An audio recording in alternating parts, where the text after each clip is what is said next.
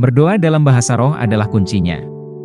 Akan tetapi kamu, saudara-saudaraku yang kekasih, bangunlah dirimu sendiri, didasarkan pada imanmu yang paling suci, buatlah kemajuan, meningkatlah seperti sebuah bangunan yang semakin tinggi, berdoalah dalam Roh Kudus. Yudas 1 ayat 20 HMPC. Jika engkau ingin memperbaiki diri dan beroperasi pada tingkat yang baru pada kedewasaan dan keberhasilan rohani, Kitab Suci memberitahu engkau apa yang harus dilakukan. Sering-seringlah berdoa dalam bahasa roh.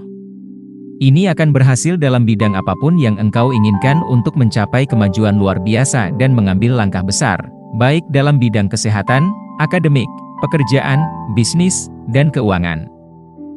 Bahkan dalam memperjuangkan jiwa manusia, atau menjadi perantara bagi mereka yang memiliki masalah dalam memahami firman, atau mereka yang tumpul dalam hal-hal yang berhubungan dengan roh, berdoa dalam bahasa roh adalah kuncinya. Ketika engkau berdoa dalam bahasa roh, Roh Kudus memberi engkau wawasan dan bimbingan khusus yang engkau perlukan untuk menghadapi situasi tersebut. Engkau akan dapat membedakan apakah engkau sudah cukup berkata atau masih ada lagi yang perlu dikatakan atau dilakukan.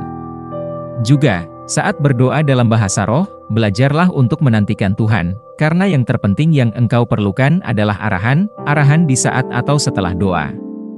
Kadang-kadang, engkau mungkin berdoa dalam waktu yang lama dan mengalami perubahan rohani, namun tidak ada perubahan yang nyata dalam dunia fisik. Mengapa? Mungkin ada tindakan atau langkah tertentu yang harus diambil yang belum engkau akses atau pahami. Alkitab berkata, Tuhan bergaul karib dengan orang yang takut akan Dia, dan perjanjiannya diberitahukannya kepada mereka. Mazmur 25 ayat 14-15. Jadi, rahasia itu disimpan untuk engkau. Namun jika engkau tidak mengakses rahasia itu dan menerapkannya pada situasi tertentu, situasinya mungkin tetap tidak berubah. Jika engkau ingin melihat hasil dan perubahan yang luar biasa dalam hidup dan keadaanmu, berkata-katalah dalam bahasa roh. Engkau akan dibimbing dengan hikmat dan tahu bahwa engkau telah menerima jawabannya.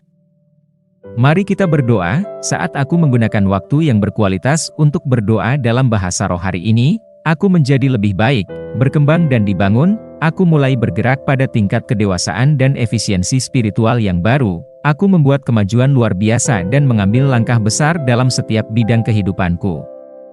Aku peka terhadap tuntunan roh, memperhatikan pernyataan dan isyaratnya, ketika aku mengikuti tuntunannya dengan sepenuh hati, dalam nama Yesus. Amin. Ayat renungan hari ini terdapat dalam Markus 16 ayat 17, 1 Korintus 14 ayat 2 MPC, 1 Korintus 14 ayat 18, Yudas 1 ayat 20.